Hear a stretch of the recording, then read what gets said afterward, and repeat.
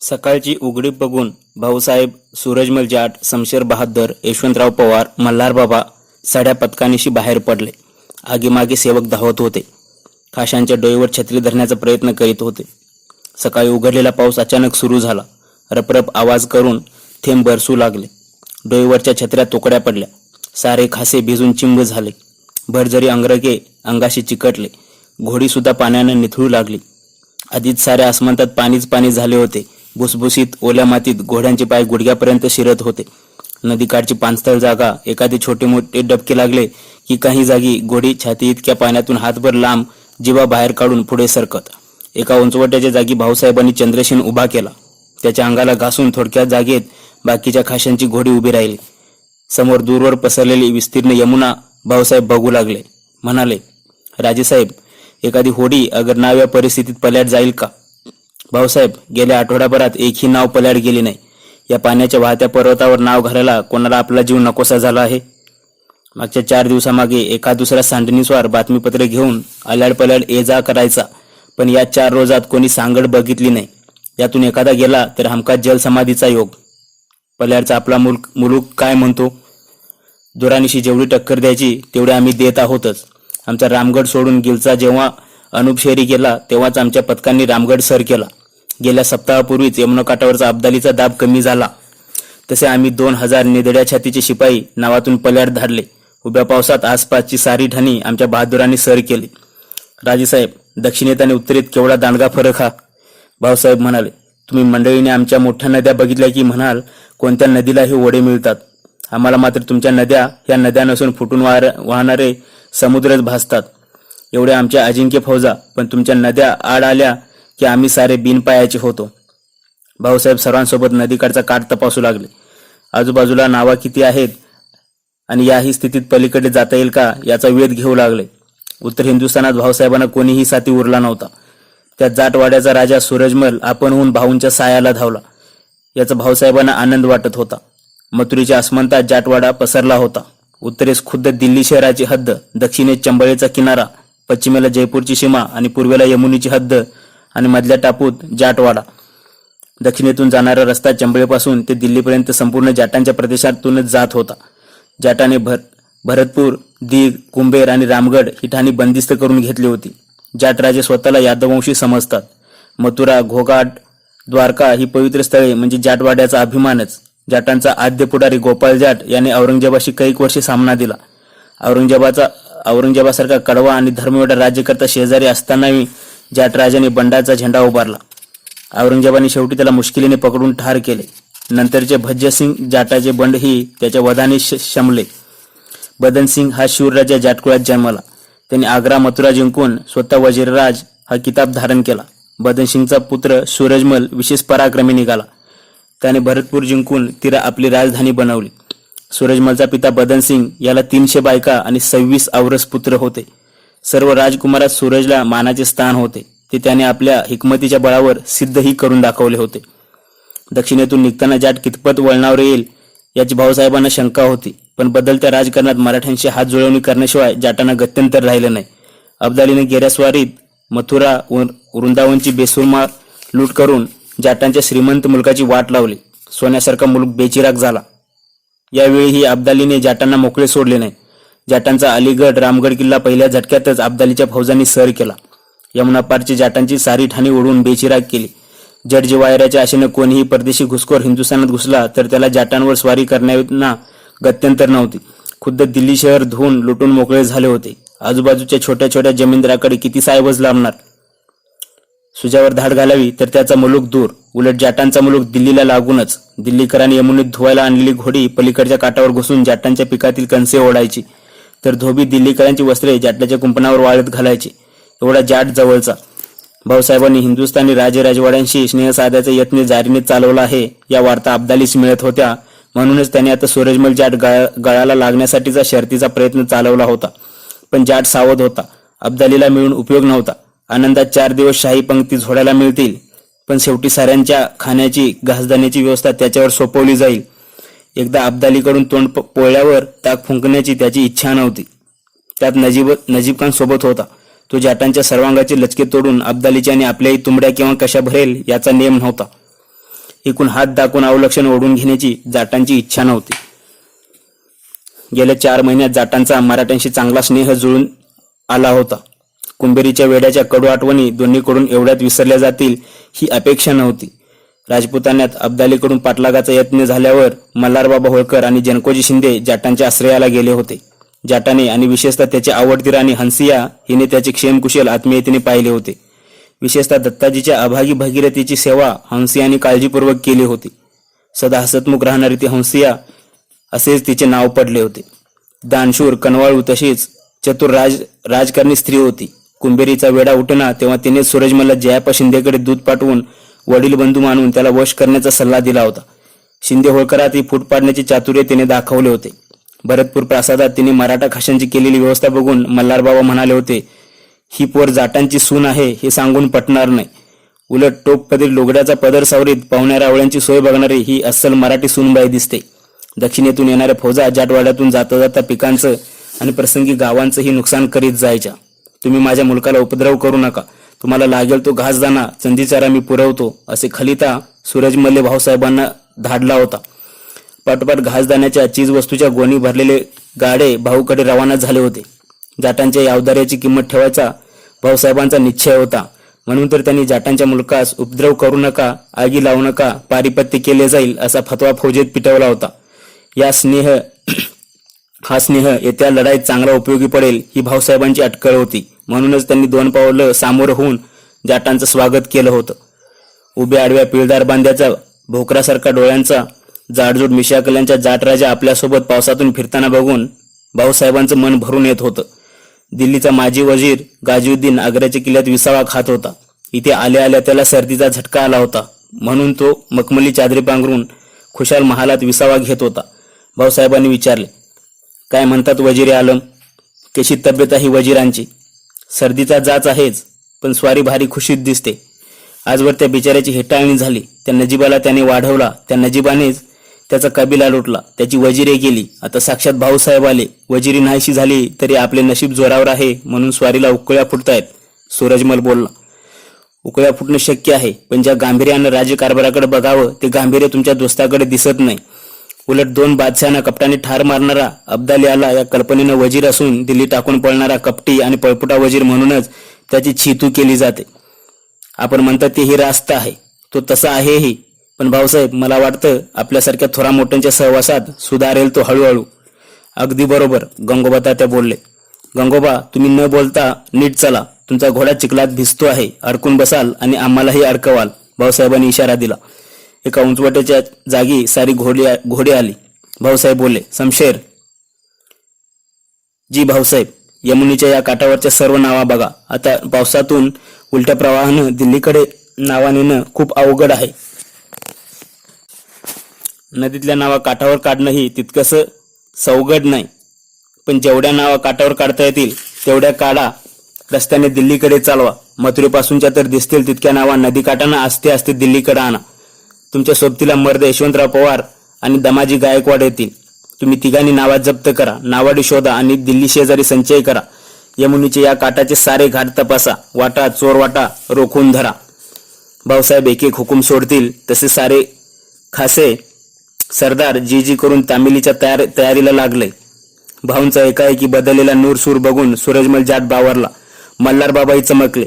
निश्चय भाऊसाहेबांकडे बघत सूरजमल म्हणाले, भाऊसाहेब, खासा स्वारीचा काय बेत आहे? ध्यानात येत नाही आमच्या. आता कसला बेत? सरळ निधड्या छातीने समोर व्हायचं आणि दिल्लीवर हमला करायचा. दिल्लीवर हमला? सूरजमल चमकले. हो बिलकुल, भाऊसाहेब बोलले. यापुढे निदान 3 महिने तरी यमुना अवतार देणार नाही. अब्दाली आल्याआड येऊ शकत नाही. आम्ही पल्याड जाणं शक्य नाही. मग उगा सारं लष्कर इथं कुजत पडण्यापेक्षा दिल्लीवर जाऊ. दिल्ली पडल्यावर सैन्यात उत्साह तरी संचारेल. राजेसाहेब, तुम्ही बघता आहात ना, ज्यांच्यावर आम्ही मराठीने उपकारांचे डोंगर उभारले ती सुजासारखी माणसं सुद्धा गनिमाच्या उष्ट्या ताटात हात बुडवतायत. बाकी हिंदू राजे, जमीनदार, मदतनीस येण्याचं नावही काढत नाहीत. एवढंच कशाला, ज्या मराठी राज्याच्या जीवावर उत्तरेतील आमच्या कमाविसदारांनी, मामलतदारांनी 7 पिढ्यांची बेगमी करून ठेवली ते सुद्धा उंदरासारखे आपापल्या बिळात अंग चोरून बसतायत. दोघांपैकी कोण फते होतो आणि कोण शिकस्त खातो याकडे सारा हिंदुस्थान टुकूटुकू डोळ्यानं बघतो आहे. किंबहुना इकडच्या बऱ्याच नागांची इच्छा अब्दालीकडून आमच्या लष्कराची खोड मोडावी अशीच आहे.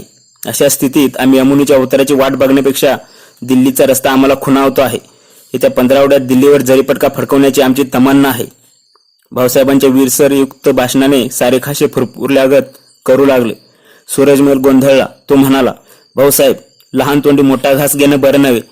तुम्ही तर आम हिंदुस्थानचे स्वामी आहात. मी पडलो एक सीधा जमीनदार माणूस. पण सत्य परिस्थिती कथन करणं आम्ही आपलं कर्तव्य समजतो. तुम्ही आम हिंदुस्थानात तडफदार आहात, पण प्रतिस्पर्धी तुमच्यापेक्षाही तडफदार आहे. तुम्हाला यापुढे निघायचं असेल तर सडे निघा. तुमच्या जड तोफा आणि सामान सुमान ग्वाल्हेरच्या किल्ल्यात ठेवा. अगर आमच्या कुंभेरी भरतपूर सारख्या कोणत्याही भुईकोटात ठेवा. आपलं म्हणणं कदाचित रास्त असेलही, पण राजेसाहेब, का कोणास ठाव, आमच्या तोफखान्यावर विश्वास आहे. दिल्लीची तटबंदी उद्ध्वस्त करायची असेल तर तिथं जंबुरक्याचा का उपयोग? दुमधडाक्याने कानांचे पडदे फोडणाऱ्या तोफाच बरोबर हव्यात. इब्राहिम खानांच्या तोफावर आमची श्रद्धा आहे. म्हणजे भाऊसाहेब, आपण मोगली पद्धतीने लढा देणार? मल्हारबाबांनी विचारलं. हो, तसा अगदीच मोगली पद्धतीचा लढा नाही, पण फ्रेंच तोफा वापरायच्या आहेत आम्हाला. पण भाऊसाहेब, तुम्ही या बाजारबुणग्यांचं, या यात्रेकरूंच्या लटांबराचं काय करणार आहात? माफ करा, स्पष्ट बोलतो. कदाचित उद्या शत्रूऐवजी हे यात्रेकरूच तुमच्या जीवावर उठायचे. त्यांना इथेच कुठेतरी ठेवा. सूरजमल कळवळून बोलला. यात्रेकरूंचे नाव घेताच भाऊसाहेब वरमले. मगाची तडप ओशाळली. स्थिती विचित्र झाली. ते बोलले, राजेसाहेब, आपलं म्हणणं लाखात एक आहे. याआधीही मी यात्रेकरूंना समजावण्याचा 2दा यत्न केला, पण कोणी मानत नाही. आमच्या राज्यात धर्माचं एवढं अवडंबर माजलं आहे की त्या ओझ्याखाली विवेकाचं कंबरड मोडलं आहे. धर्माच्या अवडंबरापासून मीही मुक्त नाही. आम्ही यात्रेकरूंना जुलमाने थांबवू तर आम्हाला धर्म बहिष्कृत करायला निघतील ते. खुद्द पेशव्यांनी यात्रेकरूंना सांभाळून नेण्याचा सल्ला दिला आहे आम्हाला. त्यातूनही आम्ही जुलूम जबरदस्ती केली तर हर सरदाराच्या नातेगोत्यातले, कुटुंबातले कोणी ना कोणी यात्रेकरू आहेत. आमचे बहादूर सरदार क्षणार्धात अग्निकुंडात स्नान करायला राजी होती, पण तथाकथित धर्माविरुद्ध कोणाला ब्र काढू देणार नाही. कालच आमच्या फौजा आग्र्याला लागल्या, तेव्हा प्रवासातच मथुराजवळ असल्याची चर्चा चालली होती. आमची खात्री आहे आता या क्षणी सारे आम्हाला इथेच टाकून मथुरेच्या वाटेला लागले असतील. बरेच पोचलेही असतील. धर्माच्या नादात कर्माला गचंडी मिळते हे आपलं म्हणणं रास्त आहे. आमच्या मुलकात त्याचेत काटा रुतला, आत घुसला, बसला की त्याला कुरूप झालं म्हणतात. तो काटा असा जिवारी बसतो की काढताही येत नाही आणि चालताही येत नाही. हा देवाधर्माचा, तीर्थाधिकांचा काटा सांभाळीत आम्हाला पावलं उचलावी लागतात. तरीही बाक्या प्रसंगी हे बुणगे आणि यात्रेकरू जरूर आपले हवाली करू. पण व्यर्थ मोहरा इरेस पडताच कशाला? भाऊसाहेब, फौजा आमच्या हवाली करा. आपण खुशाल इथे थांबा. पराक्रमाची शर्त करू आम्ही. गंगोबा तात्या म्हणाले. गंगोबा, कारभारीपणा नीट सांभाळता येत नाही तुम्हाला. नीट हिशोब जुळवता येत नाही आणि वर चालले तलवार चालवायला आणि अक्कल शिकवायला. जा जरा फौजेत विचारा बारगिरांना. शेपासचे इसम सुद्धा तुमच्यासोबत येणार नाहीत. परतूरला बेल भंडारा उचलून स्वारीचं नेतृत्व स्वीकारलं आहे आम्ही. इथे बसून फौजा पुढे पाठवून लढाई करायला मी वाणी उदीम नाही. वाण्याला एक जागी बसून 10 ठिकाणची दुकानं चालवता येतात, सेनापतीला नाही. भाऊसाहेब अत्यंत क्रोधित झाले. गंगोबाला घाम फुटला. खासे बावरले. संतापाने भाऊसाहेब म्हणाले, गंगोबा, का कुणास ठावे, आम्ही यापुढे दिल्लीकडे येऊ नये अशी बऱ्याच जणांची इच्छा दिसते. या रहस्याचा तूर्त उलगडा होत नाही आम्हाला. पण एकदाच सांगतो आम्ही, आमच्या लष्कराला बाजूला ठेवून जगणं आम्हाला केवळ अशक्य आहे. लढू तर त्यांच्या संगे, मरू तर त्यांच्याच सोबत. शमशेर बहादूर आणि यशवंतराव पवार लागलीत जागचे हल्ले. यमुनाकाठच्या नावांची मोजदाद सुरू झाली. छोट्या मोठ्या नावा पाण्यातून काठावर कशा ओढल्या जातील याचा यत्न सुरू झाला. नावांची ओली लाकडं अनेक दिवस पाणी पिऊन फुगून गच्च झाली होती. नावा इतक्या जडसळी होत्या की त्यांना बांधून ओढणारी दोरखंड कचाकच तुटत होती. घसरत्या चिकचिक्या काठावरून नावा वर सरकत नव्हत्या. शमशेरच्या पथकातले अनेक बहादूर जीवाच्या जोराने नावा ओढीत होते. दोरखंड ओढता ओढता बारकी राऊतांचे पाय निसरड्यातून सटकत होते. तसेच राऊत दणकन उलते पालते पडत होते. अंधार पडला. आग्रा किल्ल्याची तटबंदी, इमारतींचे मनोरेच अंधाऱ्यात पाण्यात बुडू लागले. 3 अखंड पथके दुपारपासून झुंजत झगडत असून सुद्धा कशाबशा 3-4 छोट्या ओढ्या काठावर आल्या. पाण्यातली एक एक नाव काळासारखी अकराळ विकराळ भासू लागली. आता या नावांना काय करावं? सर्व उलट्या प्रवाहानं त्या वलवीत दिल्लीकडे न्याव्या तर तिथवर त्या तशा पोहोचतील का? काठावरून जडशील नावा ओढीत न्याव्या तर सारी रानं चिखलानी डबक्यांनी भरलेली, त्यातून त्या ओढल्या जातील का? नदीतल्या खळ्या एवढ्या गोलाकार भोऱ्यात लाकडाचा अजस्र ओंडका अडकावा, गरगर फिरावा, तशी शमशेर आणि यशवंतरावांची मस्तकं गरगर फिरू लागली.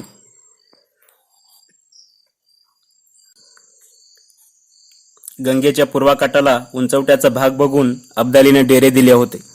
अंधारात शाही तंबूंच्या सभोवती दिवट्या मशाली घेऊन छबिन्याचे सैनिक भूतासारखे फिरत होते. शहाच्या तंबूभोवती 10-12 अजस्र तोफा सदैव सज्ज होत्या. तारवटलेल्या गोलंदाजांना रानवाऱ्यात चोरून डुलके घेण्याचं धैर्य नव्हतं. मशालीच्या उजेडात तलवारीची नागविपाती चमचमत होती. नदीकाठची जागा अरुंद असल्यानं 2-3 मैल लांब लष्कर पसरलं होतं. काठावरच्या टेंभ्यांच्या मसालींचा उजेड गंगेच्या पात्रात पडला होता. पाण्यावरच्या तुटपुंज्या उजेडात लष्कराचे डेरे तंबू हलताना दिसत होते.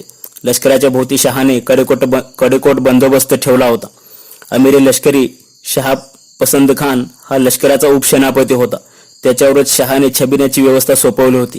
कधी कधी रात्री बेरात्री छबिन्यावरचे पहारेकरी झोपले आहेत की जागे आहेत हे बघण्यासाठी आपले 5-50 गजनवी आणि कोहाती अंगरक्षक घेऊन बादशाह बाहेर पडायचा. तेव्हा पहाऱ्याचे शिपाई थरथर कापायचे. शहाच्या करड्या नजरेस कसली उणीव दिसू नये म्हणून तर शहा पसंद खान रात्री बेरात्री धडपडून जागा व्हायचा. 1-2 फेऱ्या मारायच्या तेव्हाच त्याचा डोळा लागायचा. 15-20 दिवसामागेच 23 जूनला बादशाह या भक्कम जागी डेरेदाखल झाला होता. याआधी 3 महिने त्याचा मुक्काम अलीगड तथा रामगडला होता. रामगडचे ठाणे सुद्धा तसे मजबूत होते म्हणून तर बादशहाने दुर्जनसाल या जाटाच्या किल्लेदाराशी कडवा सामना देऊन ते ताब्यात घेतले होते. रामगड किल्ल्याची तटबंदी ही मजबूत होती, पण आपल्यासोबतचे 50-60 हजार लष्कर, 40,000 वर घोडी, गाढवं तट्ट हे एवढं लांब लटांबर सोबत असल्यानं पाणस्थळ जवळ असणं गरजेचं होतं. एवढ्या जनावरांच्या शेणामुताने, लिदीने आणि प्रचंड जनसमुदायाच्या वास्तव्याने आरोग्याचा प्रश्न भेडसावणारा होता. तशी अलीगडला 3 महिन्यांच्या वास्तव्याने दुर्गंधीही आली होती. उलट नव्या जागेवर उभा पावसाळा काढता येणार होता. पुढ्यातून वाहणारी गंगेसारखी प्रचंड नदी, लष्कराच्या तळाची उंच जागा, उंचवट्यावरून पाऊस पडण्याचा त्वरित होणारा निचरा, ना डबकी ना दुर्गंधी. लष्करी दृष्ट्याही हे ठाणे मोक्याचे होते. पश्चिम बाजूला दूरवर यमुना नदी वाहत होती. पावसाळ्यात भरली यमुना पार करणं ही मराठ्यांच्या आवाक्यातली गोष्ट नव्हती. शिवाय या ठिकाणापासून सुजा आणि रोहिले पठाणांचा मुलूक जवळ होता. हवा तेव्हा घासदाणा, चंदीचारा मुबलक मिळू शकत होता. चिरागदानांच्या उजेडात बादशाह आपल्या कचेरीत बसून होता. शेजारी वजीर शहावली खान सोडून बाकी कोणीही नव्हतं. शहाच्या 1-2 तवारिका वाचून झाल्या. वजीर म्हणाला, आलमपणा, आजच्या दप्तरातील माधवशिंगाच्या खाली त्याचं वाचन उरकलं असेलच. हां, बादशाह हसला. वजीरजी, मला आता राजपुतान्याबद्दल बिलकुल फिकीर नाही. थोडी शिकांची आणि पंजाब प्रांतीची शंका वाढते. गरम रक्ताची काही जवामर्द आहेत तिथे. खुदावंत, पंजाबची ही फिकीर करू नका. अल्ला जाटासारखी काही मातेपुरू जवामर्द तिथे आहेत, हे सही आहे. कदाचित शीख मराठ्यांना सामील होण्याचा धोका मलाही दिसत होता. आज शिखांना हिंदूबद्दल, मराठ्यांबद्दल मोहब्बत जरूर आहे, पण आधी मराठ्यांनी पंजाबमध्ये ठाणी बसवली होती. जिथे राज्य करायचं तिथल्या रयतेला नाडायचं हा मराठी शिरस्ता जुना आहे. आज मराठ्यांचा अंमल शिखांना नको आहे. शिवाय जारीनं पंजाबमध्ये जाऊन शिखांची समजूत घालून त्यांना आपल्या बाजूला ओढील असा एकही मराठा सरदार वा मुत्सदी आम्हाला आज तरी दिसत नाही. बहुताच्या शहावली, तो माधुशिंगाचा ताजा खलिता ऐकू द्या आम्हाला. अखबार थैलीची रेशीमगाठ सुटली. शहावली वाचू लागला. आज दुनियेचे राजराजेश्वर, हिंदुस्थानचे मुक्तिदाते, सदोजाई कुलश्रेष्ठ अहमद शहा झामन दुरानी साहेब, आलम माधोसिंग कृतानिक दंडवत साहेबांच्या प्रमाणे आम्ही जिकडे तिकडे खलिते धाडले आहेत. मेवाड, मारवाड, जयपूर, जोधपूर असे सारे राजपूत राणे आपल्याच पाठीशी राहतील. किमान पक्षी कोणी मरगट्यांना कुमक करणार नाही याची आम्ही जातीने काळजी घेतो आहोत. गेल्या मासात दत्ताजीचा पुतण्या जनकोजी शिंदा आणि दिल्लीचा पदच्युत वजीर इमाद उल मुल्क दोघेही आमच्या दरबारी येऊन गेले. मराठ्यांना येऊन मिळा म्हणून तो जनकोजी बहुत भीड घालत होता. या आधीच्या गलती माफ करा, आपण हिंदुस्थानी आहोत अशा बाता करीत होता. आम्ही त्याला दाद दिली नाही. त्या साम सदाशिव मरगट्ट्याचे वकील अजून आमच्या दरबारी आशा लावून बसून आहेत. आम्ही त्यांना लटकत ठेवले आहे, जेणेकरून त्या भोळ्या सदाशिवाला आम्ही कुमक करू अशी लटकी आशा राहावी. आपल्यासारख्या जगश्रेष्ठ बादशहाच्या मोहब्बतीचे आम्ही बंदे गुलाम आहोत, ही बाप जन्मीची पुण्याई. माधवशिंगाचं खलिता ऐकता ऐकता अब्दाली बादशाला गोड गुदगुल्या झाल्या. वजीर शहावली म्हणाला, आलमपणा, एक बात बोलू? जरूर. पेशव्यांचा भाऊ सदाशिव मोठ्या फौजेनेशी हिंदुस्थानी सरकतो आहे. त्यांच्या फौजांनी माळवाही ओलांडला. काही दिवसात फौजा आग्र्याला भिडतील अशी खबर आहे. दिसामासानं तो वाढतो आहे. अशा वक्ताला राजपुतांना त्यांच्या दरबारीचं बसवण्यापेक्षा खुदावंत त्यांना फौज पाठवायचं आपल्या कुमकीचा आदेश का देत नाही? नहीं, ऐसा बिल्कुल नहीं होगा. आप उस सदाशिव को बिल्कुल पहचानते नहीं, दुरानी बादशाह म्हणाला. आम्ही बहुत दिवसापासून त्या सदाशिवाचे नाव ऐकून आहोत. तो तर्नाबांड आणि बेदरकार जवामर्द मराठा आहे. तो मराठा असूनही त्याचा भेजा चांगला आहे, जिद्दी, धाडशी आहे. जर राजपुतानातले राजपूत राजे आपल्याकडे फौजेनिशी दाखल झाले तर तो त्वरेनं राजपुतानात जाईल, मोका राजपुतांना घशात घालेल. पर्यायानं आमचा आखरी जंग जयपुराकडे होईल. मराठे गुजरात माळव्यातून रसद चालू ठेवतील. तो जंग आम्हाला परवडणारा नाही. आम्ही रोहिले पठाणांच्या संपन्न मुलखातून दूर जाऊ, उलट दिल्लीच्याच मुलखात येऊ देत त्या भाऊला. दिल्ली तिन्ही बाजूनी रोहिले, नजीब आणि सुजाच्या मुलखानं वेढली आहे. तिथे जंग करणे त्याला जड जाईल. आयतं गुहेत येणारं जनावर बोजवण्यात काय मतलब. बादशहाचे आढाके ऐकून शाहवली खान चमकला. वजीरजी, त्या माधुसिंगासाठी एक खलिता लिहून घ्या. जी हुजूर. लिखो. तुमच्या हिंदुस्थानवरच्या मोहब्बतीवर आम्ही खुश आहोत. राजपुतानाचा आपण जो बंदोबस्त केला त्याबद्दल मी आपला एहसानमंद आहे. आपल्या सेवेला आमच्याबद्दलच्या आदराला गोड फळ मिळेल. मुख्य जंग संपल्यावर आपल्या मर्जीने आम्ही हिंदुस्थानची घडी बसू. एका गोष्टीची फिकीर बाळगा, तो मल्हारबा होळकर बडा खतरनाक आदमी आहे. राजपुताना हा त्याच्या पायाखालचा मुलूक आहे. कधी छापा टाकेल आणि मुलूक तोडेल हे कळणारेही नाही. त्या इस्मापासून सावध राहा. तो सदाशिव नामक शैतान आग्र्याकडे कूच करीत असल्याच्या खबर आहेत. जमेल तर त्याच्या मार्गात जवामर्दाच्या छुप्या चौक्या बसवा. त्याच्या वाटेत अडथळे आणून त्याला हैराण करा. आमच्याशी हात करण्याआधी तो अर्धमेला झाला पाहिजे. आम्ही हिंदुस्थानच्या कडक उन्हाळ्यात टिकून राहिलो, बरसातीतही पाय रोवून आहोत. बाद बरसात थंडीत आपण सारे मिळून दख्खन देशात जाऊ. गनिमांच्या घरात घुसून त्यांचा निकाल लावू. स्वार्थी मराठ्यांच्या जाचातून तुम्हाला कायमची मुक्ती देऊ. माधोसिंगाचा खलिता पूर्ण झाला. भोवयात आणून अब्दालीने विचारले, शाहवली, नजीब आणि जहान खानाची काय खबर. खुदावंत, 2 दिवसामागची खबर मी बादशहांना ऐकवलीच आहे. लखनौच्या दरबारात सुजासाठी मराठ्यांची आणि आपल्या दूतांची रस्सीखेच चालली असली तरी आशा आम्हालाच आहे. व्यर्थ आशा बाळगण्यात काय मतलब. वस्तुस्थिती काय आहे. सुजा आम्हालाच मिळेल, पण कधी. तो कापर सदाशिव क्षणाक्षणानं बडा बनत चालला आहे. त्याच्या घोड्या माणसांना त्या पापी जाटांनी रसद सुरू केल्याच्या खबरा मिळाल्या आहेत आम्हाला. या तो बडा गजब हुआ खुदावंत. गजब अजून व्हायचा आहे. त्या यमुनेनं दया केली नाही तर तो सदा सैन्यानिशी आयुधाकडे घसरला असता. तर सुजा या आधीच मराठ्यांना मिळाला असता. सुजाही तेवढ्या भरवशाचा नाही. हा सारा हिंदुस्थान त्या काफरांचा आहे. या गतीनं आम्हाला काही साधणार नाही. हर वक्त निघा रको शाहवली. बादशाह वजीराचा संवाद चालू असतानाच खिदमतगार आत आला. बाहेर नजीब खान आल्याची वर्दी मिळाली. दुरानीने त्याला तुरंत धाडा असा इशारा दिला. थकलेला नजीब तंबूत आला. त्यानं कुर्णीसाद केला. बादशहाने त्याला बिछायतीवर बसण्याची खूण केली. भेदक नजरेनं अब्दालीनं नजीबाकडे बघितलं. नजीब हसून म्हणाला, जहापना, आपण फिकीर करू नये. गोष्टी आपल्या मनासारख्या घडल्या आहेत. तपशिलात बोलला. अब्दाली म्हणला, हुजूर, सुजादौला आम्हाला मिळेल. बहुत अच्छा, लेकिन वो है कहाँ. पाठीमागून येत आहेत. मतलब. बिलकुल 10-15 मैलावर असतील. मग शादीच्या मेहमानासारखे आपण पुढे कसे आलात. 12 आगे आणि घोड्यांसह दुल्ला मागे. जहापना, अजून सुजा खुदावंतांना घाबरतो. कुराणाची प्रत आणि सोबत काही दगापटका होणार नाही असे लेखी हमीपत्र मागतो आहे तो. द्या, जरूर द्या. या मरगटांच्या विरोधी फळी बांधण्यासाठी कोणाला अजून किती सबूत द्यावे लागतील हे त्या परवरदिगारलाच माहीत. त्या धाडून आणखी एक वचन चिठ्ठी. जी साहेबान. नजीब, आम्हाला स्वाऱ्या मोहऱ्यांचा आणि वैभवाचा शोक आहे म्हणून तर एवढ्या मोहिमा केल्या. या आधी कोट्यवधी रुपये अशरफी हाती लागल्या, पण ही मोहीम ठार कोरडी जाणार असे दिसते. अजून आम्हाला या मोहिमेत का व्यर्थ अडवता. त्या दत्ताजीची आम्ही कत्लेआम केली. मल्हारला पळवून लावला. आता बाकी काय आहे. माझे शिपाई शूर असले तरी शादुशुदा आहेत. आज 7 महिने या मोहिमेत अडकून पडले आहेत. जाऊ दे त्यांना आपल्या कबिल्यात. खुदावंत, एका दुसरा सरदार मेल्यानं ही मराठा जात हटायची नाही.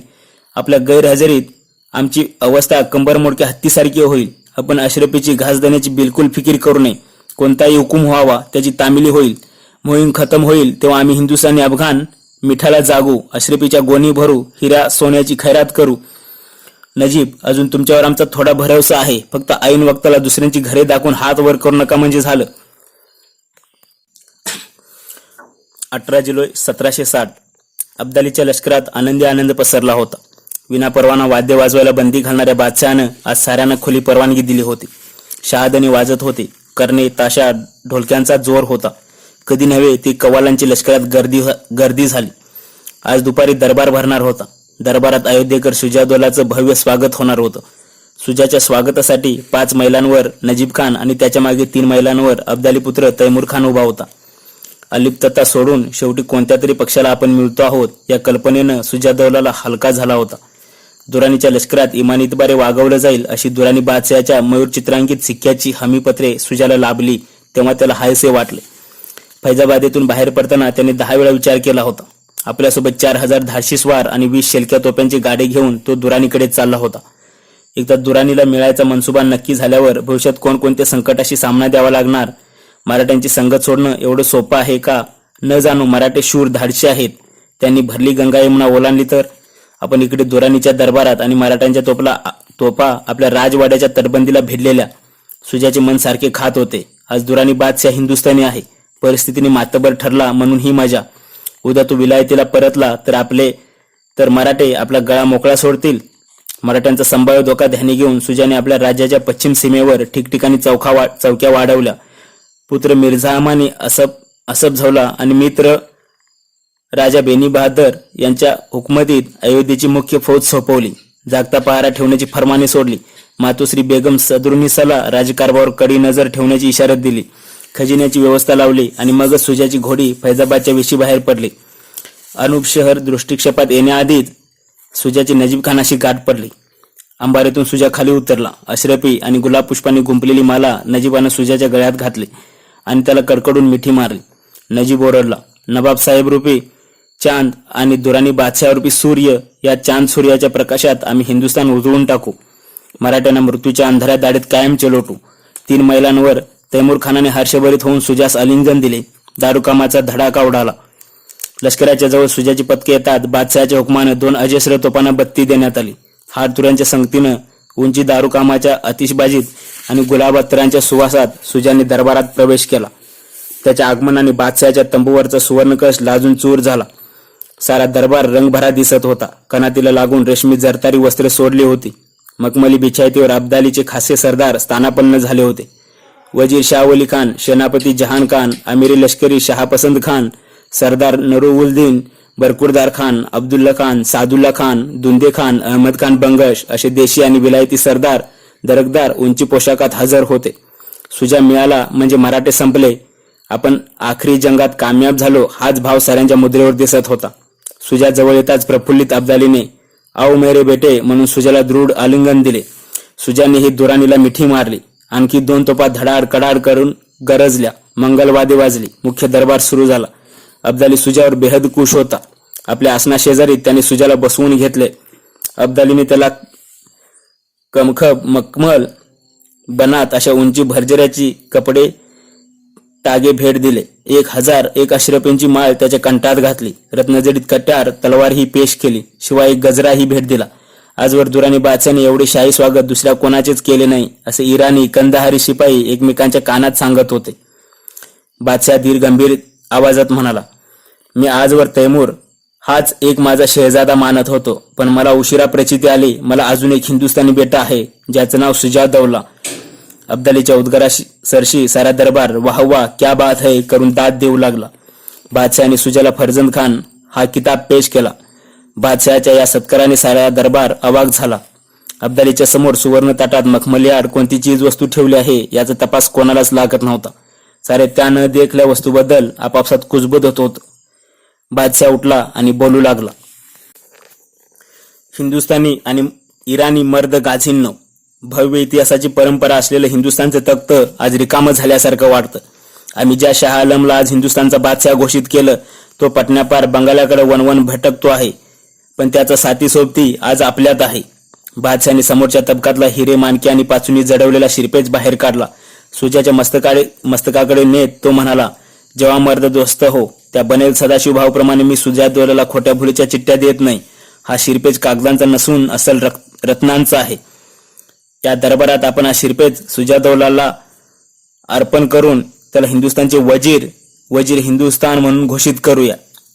अब्दालीच्या घोषणेवर टाळ्यांचा कडकडाट झाला.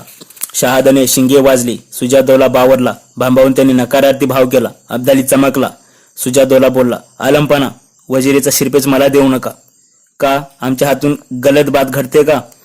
भर दरबारात माझा एवढा मान सन्मान केलात त्याबद्दल मी आपला शुक्रगुजार राहीन, पण हा शिरपेच मला नको. खुदावंत, मी वजिरी कोणाची करायची? आपण दिल्लीच्या तख्ती बसा, मी आपली वजिरी राजी खुशीने करेन. पण हिंदुस्थानात तख्त आहे पण तख्तावर बादशाह नाही. जिथे बादशाह तिथे तख्त नाही. अशा प्रसंगी मला वजिरीची वस्त्रे देऊ नका. माझी फजिती करू नका. सुजाचा निश्चयी सूर बघून बादशाने माघार घेतली. दरबार बावरला. थोड्या वेळात अब्दालीनेच दरबाराचे वातावरण आपल्या लागवी भाषेनं खेळीमेळीचे केले. हास्यविनोदाला बरकत आली. इतक्यात तातडीची तवारीख घेऊन एक खिदमतगार दरबारात आला. अब्दालीने अखबार थैली खोलली. तवारीख वाचता वाचता त्याचा चेहरा काहीसा गंभीर झाला. सरदारांच्या नजरेतून ही गोष्ट सुटली नाही. अब्दाली गंभीरपणे म्हणाला, दरबारात आज माझे खासे सरदार आणि पत्की हजर आहेत. या प्रसंगी ही महत्वाची तवारीख दडवून ठेवणे मला गैर वाटते. खबर तितकीशी चांगली नाही, पण ती सर्वांनी ऐकलीच पाहिजे. 4च दिवसामागे तो सदाशिवभाऊ आग्र्यात पोहोचला. त्या पाताळयंत्री सूरजमल जाटाने त्याचे स्वागत केले. यमुनेला उतार सापडेना म्हणून दोघेही दिल्लीकडे कूच करू लागले आहेत. फौजा आग्रा सोडून आगे चालल्या. ही तवारीख ऐकताच दरबार सर्द झाला. दिवसभराच्या आनंदावर विरजण पडलं. नजीबाचा चेहरा तर काळा ठिक्कर पडला. तो म्हणाला, खुदावंत, ही मरकटांच्या अवलाद किती घातकी पाताळयंत्री आहे. इस्लाम नष्ट करण्यासाठीच ती किती आसुसली आहे. या माझ्या वार्ता खुदावंतांना गैर वाटत होत्या. आज या खबरीनं कोणता कौल मिळाला. ठीक आहे नजीब, इतका बहस मत करो, अब्दाली बोलला. आता यातून मार्ग काढावा लागेल. त्यांनी दिल्ली गाठण्याआधी आमच्या फौजात दिल्ली दरवाजाला भिडू द्या. यमुनेनं उतार दिला तर दिल्लीवर भरारी मारूया. आजचा योग चांगलाच मानतो मी. ज्या अयोध्येच्या नवाबांनी आपल्या पराक्रमाने हिंदुस्थान पावन केले, त्या कुलातला श्रेष्ठ पुरुष सुजादौला परवदिगाराच्या कृपेनं आज आपल्या दरबारात मौजूद आहे. त्या सुजादौला साहेबांना इथल्या वाटा आडवाटा सही सही मालूम आहेत. त्यांना मी असं फरमावतो, त्यांनी आज रात्रीलाच दिल्लीकडे निघावं. यमुनेचा किनारा काठनकाठ तपासावा. उतार कुठे मिळतो ते बघावं. न उतार मिळाला तर दिल्ली समोरच यमुनेच्या पूर्व काठी लष्कराची जागा शोधावी. भल्या पहाटे आम्हीही कूच करऊ. दिल्ली हिंदुस्थानची इज्जत आहे. ती कोणत्याही परिस्थितीत पापी मराठ्यांच्या हाती लागू नये. खुदावंत, हा जोखमीचा सिरपेच मी आनंदाने सांभाळतो आणि कार्य पार पाडतो, सुजा बोलला. भाऊसाहेबांच्या गरुड झेपेची वार्ता ऐकताच साऱ्या दरबाराचे आनंदी रूप पालटून दरबार चिंताक्रांत होऊ लागला. सुजाची मुद्राही खजील झाली होती. वजीर शाहवली खान समजुतीच्या सुरात म्हणाला, आलमपणा, हाफिज रहमत खानाकडून मराठ्यांशी चांगला सुलूक घडत असेल तर तो मानावा. आज 7 महिने घरातून बाहेर पडलेले आपले काही शिपाई येतात आणि आपण कंदाहारी घरी कधी परतायचे असा सवाल करतात. जगजेत्या गाजींनीही सुलूक केले आहेत. त्यात कमीपणा मानण्याचे काय कारण. अब्दालीने थोडासा पवित्रा घेतला. आम्ही विलायती शिपायांचे आगतिक चेहरे पाहिले आणि तो म्हणाला, सुलूकाला आमचाही विरोध नाही. इज्जतीचा सुलूक आम्ही मंजूर करू. आपल्या फौजा इरीला पाडून आपला देश कारभार सोडून परक्या मुलकात जास्ती दिवस राहणं मुनासिब नाही. इज्जतीचा सुलूक होत असेल तर त्यात गैर काय. आलमपणाच्या मताशी आम्हीही सहमत आहोत, सुजादौला बोलला. ही संभाषणे ऐकताच नजीबाचा काळवंडलेला चेहरा रुद्र बनला. डोळ्यात इंगळ फुलले. दात ओठ खात संतापाने उठून तो म्हणाला, सुलूक सुलूक म्हणजे काय. बोरून लिहिलेल्या 4 ओळी. आलमपणा, मी 1000 वेळा पाय धरतो. या नजीब खानाचं दुर्दैव की माझ्या इतकी कोणी मरगटांना ओळखू शकले नाही. जेव्हा बादशहाची घोडी कंधारकडे वळतील, सुलकाची शाही पूर्ण वाळलीही नसेल, तेव्हा हेच मराठे आमच्या हिंदुस्थानी रोहिले पठाणांना त्राही भगवान करून सोडतील. रक्ताच्या नद्या वाहतील, कुराणे जातील, इस्लामचा निपात होईल. आलम दुनियेत आमचा दुराणी नामक एकमात्र पठाणी बादशाह आहे. हे बादशाह, तुला तुझ्या जातभाईंची कुराणाची लाज राखायची असेल तर सुलुकाची ही आळणी भाषा तुला सोडावी लागेल. एखादा आखरी जंग होऊ द्याच. त्या पापी दुष्ट लोभी दख्खनी बंदरांना काय